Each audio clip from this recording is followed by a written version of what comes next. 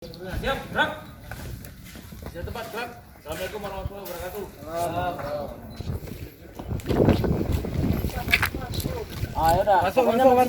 Sudarlun sebanyak 32 anak buah kapal dari Belawan, Sumatera Utara menjalani rapid test di PPI Kuala Pasi, Pekanbaru, Kecamatan Kota Sigli.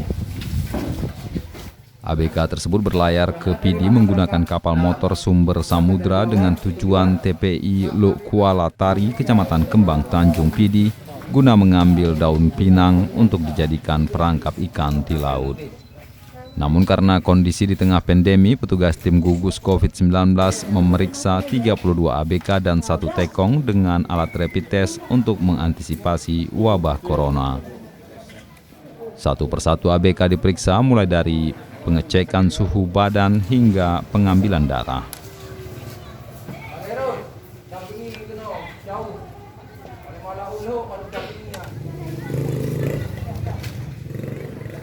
Dari hasil rapid test, semua ABK dan tekong dinyatakan negatif corona sehingga polisi mengizinkan nelayan sumur itu berlayar kembali. Dari Sigli, Muhammad Nazar, Serambion TV.